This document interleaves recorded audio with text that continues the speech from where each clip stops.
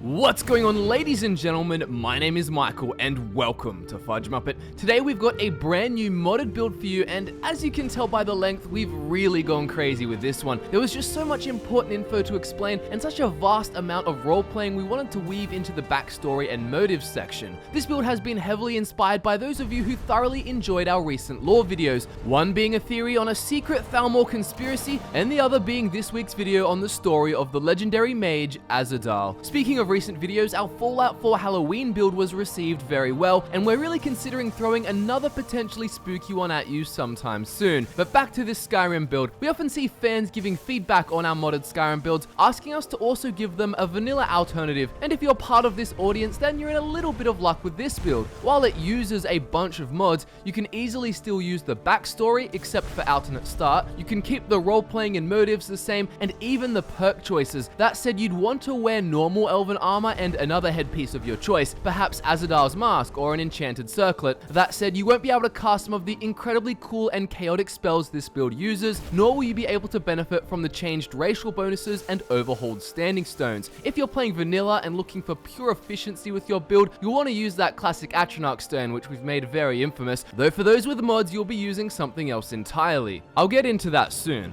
While today's build is known as the Destoyer, his motives are a lot more in-depth than simply destroying everything for no reason. That said, he will absolutely wipe the floor with anyone who opposes him, and by technicality, he does want to play a role in attempting to dismantle the current state of Mundus. He craves for it to return to the disorderly chaos of the Dawn era, its primeval state, if you will, where the laws of physics would no longer apply, and hopefully he can lose his mortal form, and along with the rest of his race, become spirits once again. Besides disintegrating enemies with elemental shock magic, the Destroyer will use spells which represent that which he craves, the chaotic instability of the physics which bind the world together. He will bend time itself as he pleases, teleport himself and others, materialize items out of thin air, and even tear enemies under the surface of the earth. We've even accounted for his role-playing with the shouts he uses, opting for things like Storm Call, as vicious lightning hammering down from above fits in with the theme of an unstable world. As always, we've tried to make this as smooth as possible for you guys by placing timestamps in the description to help you navigate your way around the video. Remember to fireball that like button if you're a fan of this build. First up, the mods. The mods we're using will be linked in the description, but what are they, and are there any that play into his race, standing stone, and stats? Well, this build is a high elf and will be using the Imperious Races of Skyrim mod to give his Outma blood a little more flair. As a high elf, you'll start with 90 health, 115 magicka, and 95 stamina. Your stamina regeneration will be 4.5%, which is nice for sprinting around if you need to, but more notably, your magicka regen will be 3.75% per second. Not being much of a tanky race, your health regeneration will only be 0.5% a second. You'll have a carry weight of 250, but besides this kind of stuff, what else does this mod change? Well, you gain a passive called Elven Supremacy. What this does is make your skills 10% more effective once they reach a skill level of 100. This is a neat touch for a character who will be a real perfectionist with their arcane talent development. And obviously, it's a nice incentive to really get your skill levels increased as fast as possible, keeping with the role-playing. Another passive you get is Shimmering Threads. This makes weapons and armor 15% weaker, but enchantments on them are 15% stronger. Luckily for this build, we use plenty of enchantments, we don't use weapons, and the strength of our armor isn't overly important. We have defensive spells and have plenty of magic to keep enemies from damaging us too badly before we can kill them. We end up with a very solid amount of health investment too, but at the start of the game and even in the mid parts of the game, we're way more focused on magicka. We also have a passive called Gold and Glass. This makes magicka and stamina regen up to 100% faster when they are below half. As regeneration increases, your armor decreases by up to 100 points and magic resistance by up to 50%. This is a nice way to make the build more powerful, but also balance it out and give it some crafty drawbacks. The Imperious Races of Skyrim mod also adds in a quest reward type of bonus for each race. When it comes to high elves, you will receive the contingency bonus for plucking 40 wings off butterflies. While this may be seemingly random at first, it's actually a nice touch for a build like this. You see, in many cultures, butterflies are a symbol of life, resurrection, and are often associated with souls. For a build that wants to resurrect the old state of Mundus and return to a spirit form, it's very fitting. If you're bothered to get it, contingency allows you to weave spells into an auto-cast trigger with specific conditions. To be honest though, you won't really need it for this build. We've got better things to focus on.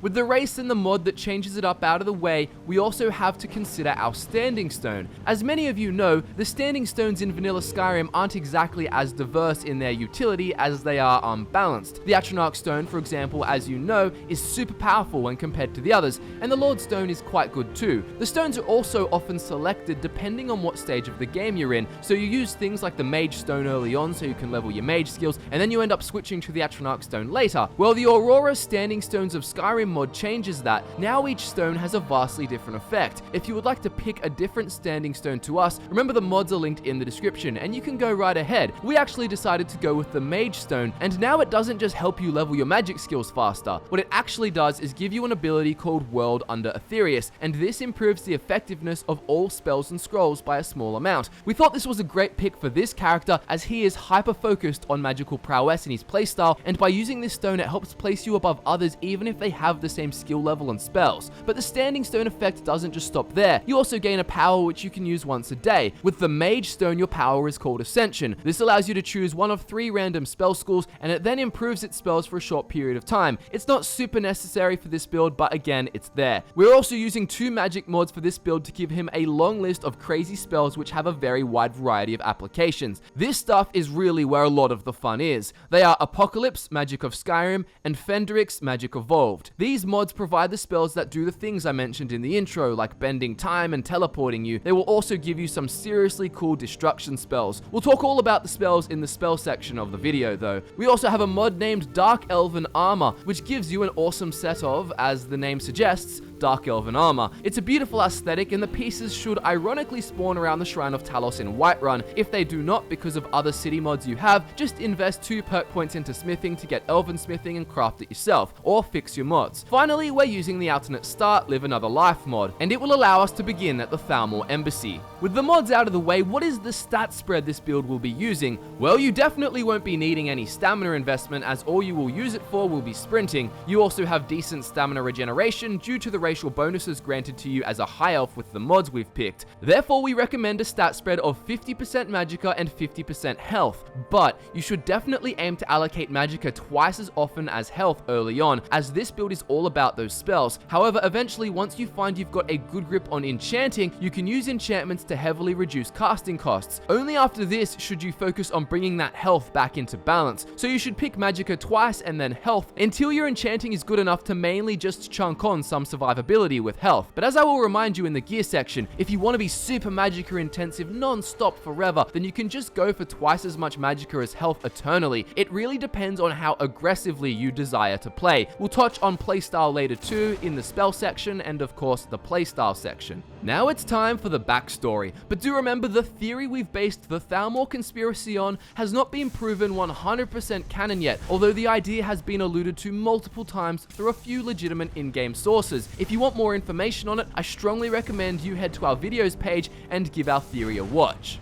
The Destroyer was born in Alinor, the heart of the Aldmeri Dominion. Do know that the Thalmor renamed the Somerset Isles as a whole back to Alinor after seizing full control in the 22nd year of the 4th era, but in this case I'm still referring to their capital city, located on the west coast of the province. The Destroyer has some fond memories of Alinor, but not a huge collection by any means. He only lived here for the first 10 years of his life. He did remember that his mother took great care of him, while his father traveled a lot, and he'd always known that his father was held in high regard by the government. You see, the Destroyer's father was a high-ranking Thalmor official and was actually just over 200 years old by the time the Destroyer was actually born. His father was incredibly wise and could use his knowledge to influence the Destroyer exactly how he wanted to. His father would travel between Alinor and the other states of the Aldmeri Dominion where he was needed, frequenting Elsewhere and Valenwood. His job was to advance Thalmor motives and, when applicable throughout the years, to make sure the current Thalmor there were doing the right thing. He also was tasked with providing top-tier decision-making skills to address any problems that had arisen. That's a lot of responsibility, but even on top of all of this, he was also a skilled diplomat who made sure the other leaders who were native to these provinces were kept in check. The Destroyer had a few memories of the grand city of Alinor in all its glory, but it was the city of Sylvanar in Valenwood where he was now most familiar, where he could remember the overwhelming majority of his life so far.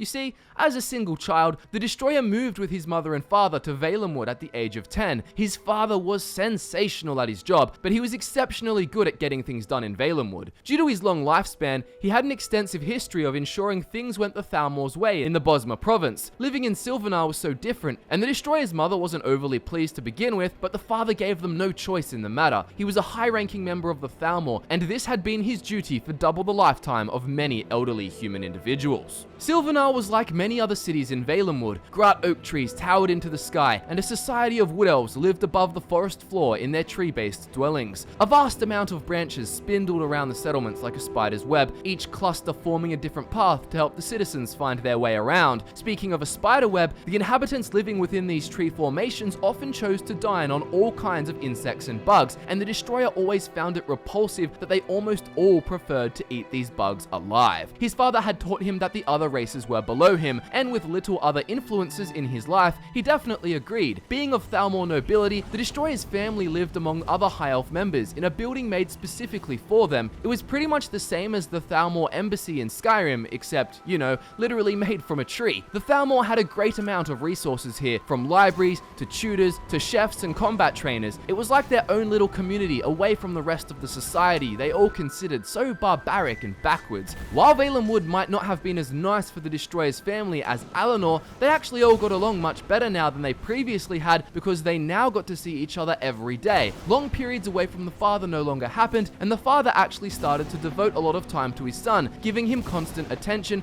and teaching him the important Thalmor doctrines and beliefs. One thing the Destroyer really loved was learning magic, and his father certainly knew how to cast a powerful spell. Many Thalmor did, even the ones tasked with jobs like cooking. In fact, you would expect the Thalmor to have another race as their chef, but this was not the case in this embassy. It was tight-knit, and the population inside was probably 95% Outma. As many years passed, the Destroyer and his father grew their bond immensely, and the spellcasting skill of the Destroyer improved too, to levels no one expected. When he wasn't training magic with his father, he would probably be with the combat trainer, and here, instead of learning how to swing a sword, he was merely told how to wear and move around in armor. Spells were great for protection, but if a rebel Bosma ever shot you with an arrow in the back, how would you protect yourself with magic if you had no idea it was happening in the first place? At least this is what he was taught at the time. In the lands of Skyrim, he will go on to use proactive spell protection methods in addition to armor. Anyways, the Destroyer was more than happy to practice wearing armor. It made him feel quite grand, and he really liked that feeling. He also loved the fine elven architecture that his people were so well known for. While his father had instilled severe confidence in him since he was young, wearing armor almost brought him back a notch, preventing him from being overconfident and reminding him that everyone needs some sort of protection. There was no glory in death if it could have been avoided by basic measures in the first place. Speaking of Bosma rebels, as the connection between the Destroyer and his father developed further and further, his father started to tell him stories which he had previously held as secrets. There was no way the Destroyer would tell a soul, and it's not like he really had anyone to gossip to anyway. He was very sheltered as far as socialization was concerned. Being so old, his father had actually been around in the 29th year of the Fourth Era when the Thalmor backed a coup to overthrow Valenwood's government. They had ended the Imperial Kingdom of Silvenar and taken control of this city for the third time in history. Hearing of this story made the Destroyer feel much prouder to live with his father in this location. Eventually, his father even told him about certain cleansing periods where the Thalmor had murdered Wood Elf citizens who were suspected of rising up against them. This may sound awful to the ears of a Nord in Skyrim or a Bosma in Valenwood. However, to the Destroyer, he thought it was the right thing to do, and that only the Thalmor could properly govern Tamriel. The other races, especially men as far as he was concerned, were foolish and short-lived, and the other elves, while better than men, had their own flaws too. To him, the Outma truly were the master race. The father of the Destroyer was also a fan of more unconventional magic techniques and loved to use magic to manipulate space and time itself. This may sound really intense, and it is,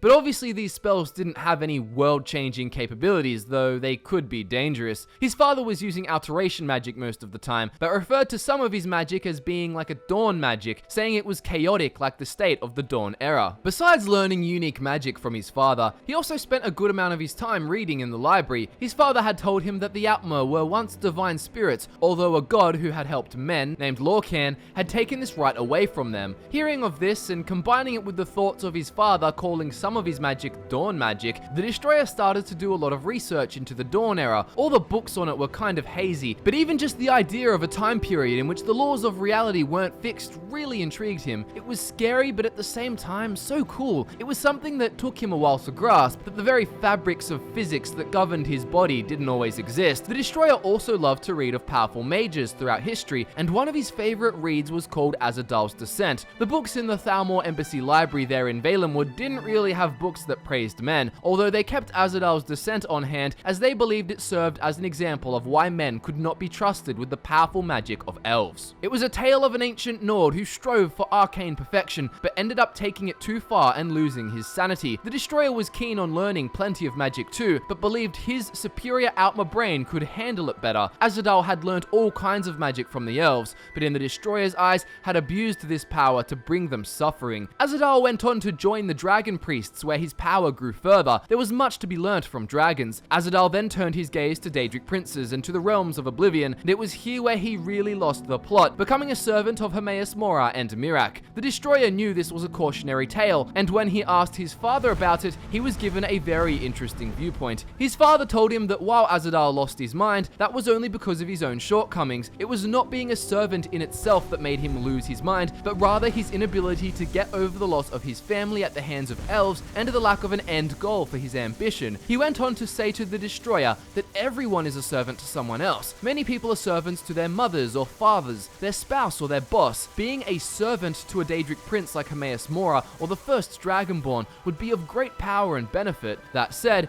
he did warn the Destroyer that while the Daedra were powerful, they were dangerous, and he was obviously much more of a fan of the Aedra. He told the Destroyer that one day he would be expected to help the Thalmor cause, and that if possible, gaining the favor of an Aedra would be useful, or even a Daedra too, but only as a last resort. He also mentioned that Azadal might have had some gaps in his magical knowledge if he ended up defeated and locked away in an ancient tomb. As always, the Destroyer agreed with his father. He was never offered an alternative perspective in life, and on top of this, the father himself believed what he was saying, and on top of that, was a very convincing speaker. As time went by and the Destroyer continued to advance in his studies, his father started to prepare him to become a fully functioning member of the Thalmor. Due to his father's guidance, he would probably be a better member than others who had already been doing it for years. Eventually the time came where this was to happen, however his father didn't want to give him special treatment. He wanted to make sure that he had to do things the same way as every other new member, and that if he was good enough to excel, then he would, and he would be rewarded through effort, not because of his father's status. The Destroyer was happy with this agreement, and had high hopes of ensuring the Thalmor would eventually take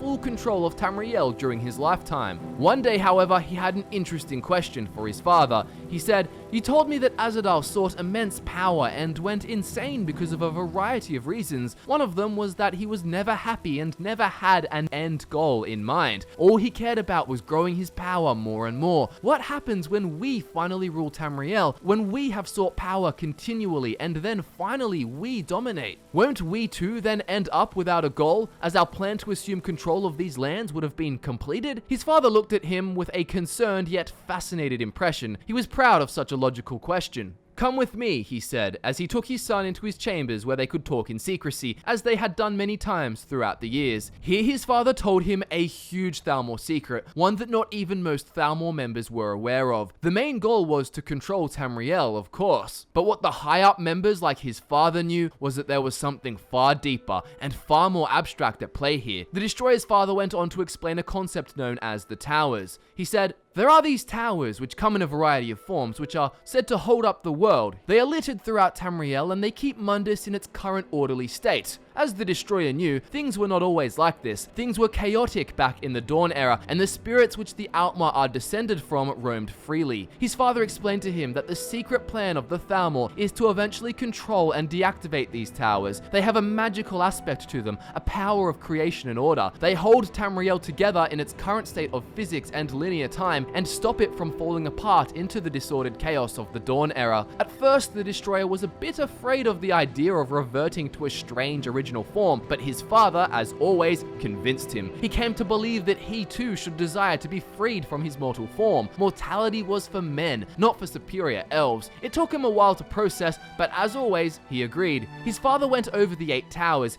explaining that 4 of them are definitely deactivated, and said that to deactivate them you must destroy them, or you must destroy their stone, which was an abstract concept of something which helped the towers function. It could be an actual stone, or it could also be a weapon or a person. He went on to note that the Thalmor were making fantastic progress, often just by good fortune. 4 of the 8 known towers are definitely deactivated, he said, and the one in Valenwood, known as Greensap, is something the Thalmor have a lot of power over now. He wasn't sure if the White Gold Tower was still active after the Oblivion crisis, but he assumed it was not. One other tower, however, held no consensus regarding its status. It was called Snowthroat and was located in Skyrim, said to be the throat of the world itself. Its stone was meant to actually be some sort of cave, which the Destroyer thought was very strange. The Destroyer's father said that perhaps his son should go to Skyrim someday to assist the Thalmor in their task of removing Talos worship, and perhaps even uncover the secrets of this tower known as Snowthroat. Ironically, this is almost exactly what would happen. After doing some localized missions in Valenwood for a few years, the Destroyer's father was more than happy with his son's performance, and knew at this point the tasks probably felt menial. They were far below the Destroyer's potential. With rumors of dragons popping up in Skyrim, there were bigger fish to fry, but the father was forced to stay in Valenwood. He sent his son on what would be the biggest and most significant adventure of his life. He was to go to Skyrim and do whatever it takes to find out about the dragons, and then report back to the Thalmor. If he could also provide any insight as to the status of the Snowthroat Tower, it would be appreciated, but obviously it wasn't expected.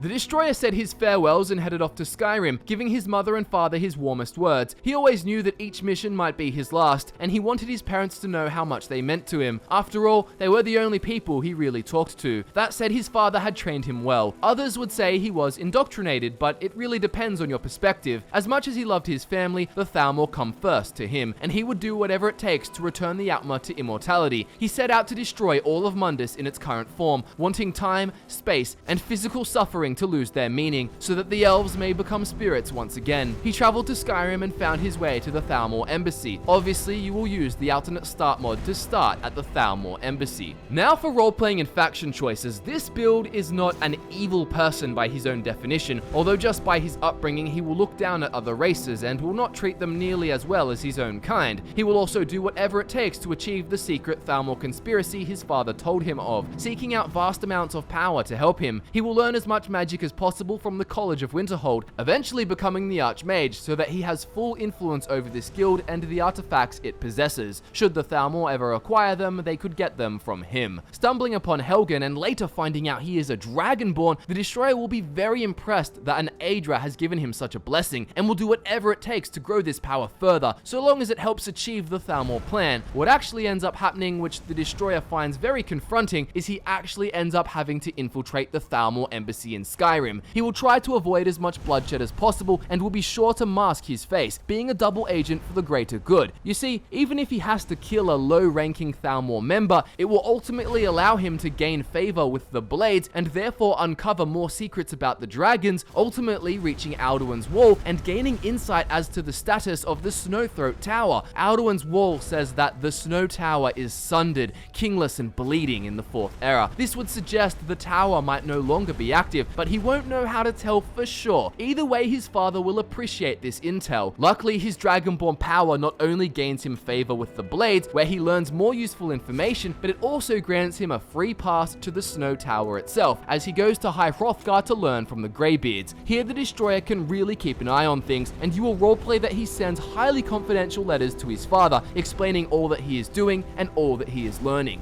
This build will also be a perfectionist, wanting to really make himself a master in all his skills. In some ways, he ends up a little bit like Azadal, furthering his own power at the expense of others if required. He will use his magical skills from the College of Winterhold to build upon the types of magic his father had taught him, learning to create all kinds of chaotic, physics-breaking spells. To him, he views the concept of dawn magic as almost like an extremely exaggerated version of alteration, although he knows it's something different entirely and isn't too sure if what he's doing even counts as real dawn magic. Either way, he's still mastering some really powerful stuff. One thing to note too is that the difference between him and Azadal is that he has an end goal in mind, and this will ultimately keep him resolute in his task and relatively mentally stable in his head. He will try to learn many dragon shouts along the way, no doubt. Being Dragonborn and being respected by many factions and groups is a huge deal for this character, and will be of huge benefit to the Thalmor. He also won't do the Civil War story, as he wants to keep Skyrim war-torn and squabbling as per the Thalmor plan. plans. He will obviously do the Dragonborn DLC, and how you treat Hermaeus Mora is up to you. His father did tell him that the Daedra were dangerous, but still admitted that they can bestow a lot of power upon you if you become their servant. Personally, I think while this guy would have grown up respecting the Daedra way more, it would be cool for the Destroyer to help Hermaeus Mora, gaining the power of the Black Books while still doing what Azadal couldn't, staying sane. Other recommended factions and storylines are obviously the main storyline, as implied, and the Dawnguard DLC. You would definitely side with the Dawnguard here, as the Destroyer would view the vampires as disgusting abominations. While they would keep Skyrim more unstable, they could also get out of hand, and if they succeed in their goal of blocking out the sun, it would be a huge hassle for the Thalmor. He also hears reports of Thalmor patrols being killed on the roads by the vampires, so this decision is a no-brainer for him. When it comes to skills, this build will use Destruction, Alteration, Enchanting, and Restoration. Remember, if your game doesn't load the Dark Elven armor, you'll also need to add in Smithing, but it only requires 2 perk points to get up to Elven Smithing. Destruction will be used to harness the elements, absolutely tearing the battlefield apart with merciless offensiveness, and Alteration will provide a perfect way of adding protection to yourself while using plenty of crowd control on others. You can entomb people under the ground and trap them in materialized cages. Alteration will also be what lets you bend physics, slowing down time, materializing other structures, and teleporting you and others. Enchanting is obviously used for enchanting, and Restoration will be used for healing spells, turn undead spells, but also for some more unique spells, which we'll get into extremely soon. So next up we have spells, but as always in this section, let's just quickly go over the shouts first. Being a perfectionist, you'll want to get as many dragon shouts as you can, but obviously if the role-playing doesn't align with doing a certain guild storyline to find a word wall, don't really worry about it. That said, you can still do it if you want, and just justify it by saying that this guy will do anything to get as much power as possible, which is pretty true. For this build, we want to use very chaotic shouts, things the Destroyer build would be interested in based on the role-playing elements we've introduced. This means things like Stormcall are great. Obviously, Unrelenting Force and Whirlwind Sprint are nice, and the Slow Time shout would also fit the theme, although with the latest Skyrim updates, they made it slow you down too, so it's not as good. Luckily, we have a spell to counter this. This spell will slow time down but speed up your attacks. And finally, Become Ethereal would also be a pretty cool shout and fits with the theme of becoming a spirit again. You can use it in emergency situations. Now we come to spells. There's a ton of spells this build uses. Obviously, we like to use shock-based destruction spells, so vanilla options such as Chain Lightning and Thunderbolt are still great. There's also a modded spell called Scatter Shock. This makes you project a stream of charged bolts, and these did 41 damage each while we were playing. We have a fire element version of this spell called Bombardment too, and this looks like an incredibly cool fiery meteor shower. Both of these are great for spraying around and damaging large groups of enemies. Another cool shock spell is Shock Nova, and this shoots out shock in an area around you, damaging targets within the range. Another awesome one is called Electrosphere. This shoots out a ball of electricity, which did 68 damage while we were playing, but added an extra 34 on top if the target was undamaged. We also have a more unique one called Rift Bolt, and this is a destruction spell we've used in one of our Let's Plays, and it's great for crowd control. It did 27 damage to our targets, but actually teleported them backwards, making it a great way of hurting incoming melee attackers and keeping them away from you at the same time with the same spell. Lightning Cloak is great too, and we will be using it. Then we have Alteration. Obviously, we want to use Ebony Flesh to protect ourselves by increasing our armor rating, but one really powerful spell we have is called Okato's Recital. This one is really overpowered. You'll use it to set 3 spells to activate at the start of combat without costing you any magicka, so you'll want to use it to activate Ebony Flesh, Lightning Cloak, and Fortify Destruction, which is another spell we're using. This way, every time you get into battle, you instantly become more protected, your cloak comes on to deal damage to enemies who get too close, and all of your destruction spells will be just that extra bit better. We then have an absolutely sensational spell called Entomb. This is some mummy magic shit, and I absolutely love the look and practicality of it. You can use this in battle to bury one target permanently under the ground. They're swallowed under the surface and cannot escape until you cast the spell again. The catch is that you can only use it on one enemy at a time, so you'll want to entomb the strongest enemy, take out the rest, then bring the strong one out solo, killing him without his helpers. We also have every teleport spell we want. There's the classic mark and recall spell, so you can teleport to a location you want to set, and there's also a pull spell, bringing a target straight to you. This is great if you have your cloak on, as they will get damaged straight away, and you can just spray them with destruction in addition to take out that health bar. There's also the Blink Strike spell, which can be used in the same way, except it teleports you to the target. Obviously, these spells have their uses, but they're definitely more aggressive as they make you get up close and personal. Perhaps you would want to teleport into a group of enemies and then use that Shock Nova spell to cause area damage damage, while your cloak also hurts them in addition. We then have spells affecting time. Things like Dimensional Rift are perfect because this slows down time for 10 seconds while speeding up your attacks at the same time. This means while everyone is slowed, you'll be able to have a much higher DPS than them. There's also normal slow time spells you can get too if you want to. Get whatever utility spells you want too, like Long Stride, which increases your movement speed by 20% out of combat. But what about some other really unique magic? Well, there's actually a spell called Tharn's Prison, and this can be used for crowd control. It traps humanoid targets in a cage which you materialize from thin air using your alteration prowess. Another weird one involving materialization is the Fabricate Object spell. You can use this to materialize structures like bridges to help you get around, but also to conveniently summon things to you, such as arcane enchanters. Finally, we have Restoration magic. Here, basically just take your standard healing and turn undead spells, which you'll use to keep yourself alive and to fight off all kinds of abominations. One cool modded spell we're using for this build from Restoration is called Slay Living. This spell gives you the power of life and death, specifically taking life away early. This spell will instantly kill a target who is under 25% health. It really makes the Destroyer feel truly powerful as you play him. As always with mods involving spells, feel free to add in other ones if you want to. One of the themes of the Destroyer is obviously knowing and using heaps of cool and powerful magic. Now let's hop into the perks. First up, we've got Destruction. You'll want to take the first branch up to and including Intense Flames, the third branch up to and including Disintegrate, the fourth branch up to and including Master Destruction, and the far right side including Destruction Dual Casting and Impact. With Impact, most Destruction spells will stagger opponents, if you're dual wielding of course, and this is another helpful thing for crowd control. With Master Destruction, you'll be able to cast all the Destruction spells in the game, including those from mods, for half the cost. While this build specializes in Shock, we decided to give him Fire specialization in the perks too, as you'll be using fire-based spells often enough. Shock and fire spells will both do 50% more damage as a result, and they'll make enemies either flee or disintegrate if their health is too low.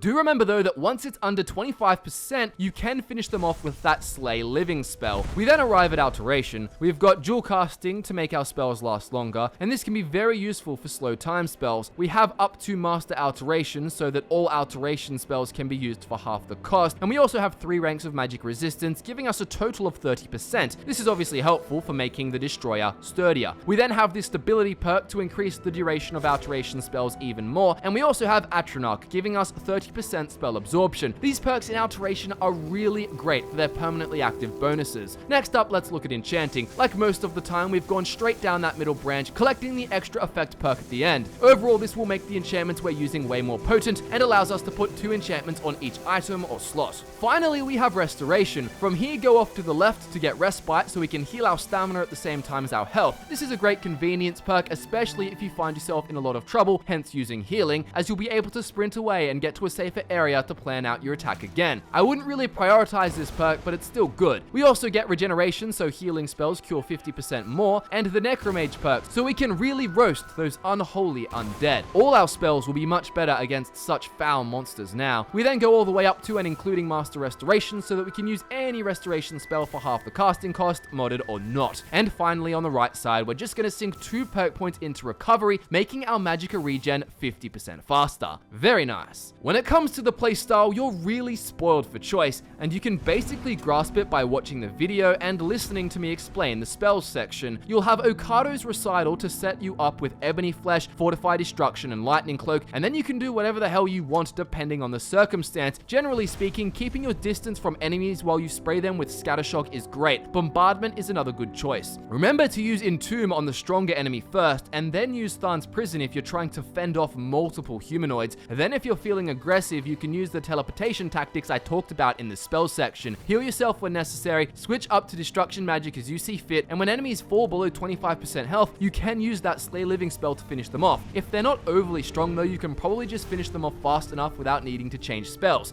Outside of combat, use all the utility spells possible to make the playthrough feel as arcane and as mystical as you can, be it Fabricate Object or Long Stride. Obviously, as mentioned, things like Dimensional Rift are great too, whether you're being offensive or defensive, as your enemies will be slowed down and you'll be faster than them while you use any of these tactics. Use Shock Nova for area damage, or even good old Chain Lightning if they're not close enough to you. As always, aim to have fun, being as chaotic as possible with your spells while doing your best to ensure Thalmor dominance. When it comes to gear, the setup is is pretty straightforward. We'll be wearing a full set of Dark Elven armor, however, we won't wear their helmet, especially once we get the Dragon Priest mask called Zakrisos from the Dragonborn DLC. You can wear the helmet before then if you want, or you can wear another Dragon Priest mask or an enchanted circlet. Zakrisos increases the damage of your shock destruction spells by 25% and also gives you a 50% resistance to shock magic. This is great for the Destroyer as shock is his most used element. To find this mask, you'll need to head to Bloodskull Barrow on Solstheim. In terms of getting the armor, remember it's just on the Shrine of Talos in Whiterun, but if you have mods which prevent it from loading there, you'll just have to invest 2 perk points into smithing, getting elven smithing and making the armor yourself. The armor is mostly for the look, however it will become very useful as each piece functions as a solid enchanting slot. They also give us a somewhat helpful bit of armor rating. Again, it's obviously all about that aesthetic, but this build is so powerful it's not like you need smithed up powerful armor anyway. You'll then want to wear a ring and a necklace of your choice. You'll have 3 slots to potentially enchant with Fortified Destruction, Restoration, and Alteration. We recommend putting Fortified Destruction on all 3 as we use it a lot, reducing the casting cost by around 75%. Then put Fortify Alteration on 2 of these pieces as the extra effect, reducing Alteration costs by about 50%. Finally, chuck Fortify Restoration on one of the slots, giving you around 25% reduced casting cost for that school. This works out well as we don't use Restoration super often, and actually do keep in mind that our racial passives will make our enchanting even stronger than this, so the percentages I gave you are kind of conservative. Put whatever other enchantments you want on the rest of the slots. Also remember you want to invest into magicka twice as much as health with this build, however once you find that you aren't running out of magicka often at all because of this enchanting, just focus on health. If you want to be so super magically intense, then you could just go for twice as much magicka as health forever. It really depends on how aggressively you personally play, and obviously you won't be able to take nearly as many hits. And that concludes this brand new Skyrim modded build. Thank you so much to everyone out there supporting the video, and please do hit that like button if you enjoyed it. I'm super impressed if you guys made it the whole way through. It was a much longer build than usual, but as I said in the intro, there was just so much to explain with this one. Social media links are in the description alongside the timestamps to help you navigate throughout the video for when you want to make the build yourself. Our Twitch channel is also linked in the description for those who want to see us stream Skyrim, and we'd love to see you there. My name is Michael, this was the Destoyer Build, and I look forward to nerding out with you again very soon.